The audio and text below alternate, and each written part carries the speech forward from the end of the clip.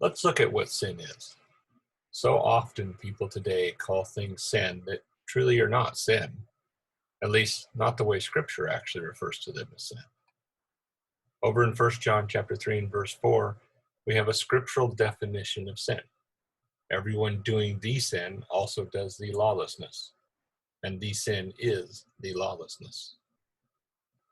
Lawlessness is referring to a lifestyle that is unrestrained by law.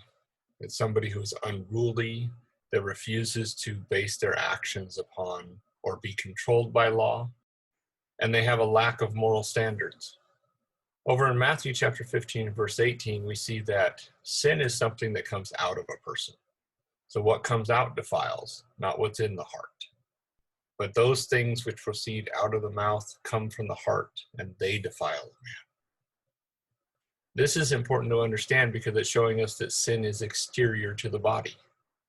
And we also see this in 1 Corinthians chapter 6 and verse 18. Flee fornication. Every sin that if perhaps a human should do, it is exterior to the body. The one committing fornication sins because of his own body. As we can see here, every sin that a person does is exterior to the body. It's outside of the body. This means that sin is not something that's within your thoughts. Sin is an action. Now, as far as sin for Christians today, anything that is not done out from faith can be a sin. In Romans chapter 14 and verse 23, it says, "The one doubting if perhaps he should eat condemns himself because it is not out from faith. And everything which is not out from faith is sin."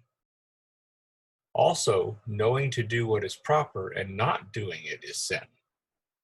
In the context of James chapter 4 and verse 17, James is talking about the desirous will of God. If you know the desirous will of God and you choose not to do it, that is sin. Therefore, the one intuitively knowing to do what is proper and does not do it, to him it is sin. Sin is only against God. God is the one who sets the standard. Therefore, he is also the one that you will answer to for your actions. Psalms chapter 51 and verse 4. Against you only have I sinned, and have done the evil in your sight. Sin, therefore, is an action. It is not a thought. Sin has to come out of a person in order for it to be sin. Sin is equal to lawlessness, and lawlessness is an action. Sin is only against God, and sin is a result of refusing to live by God's standards.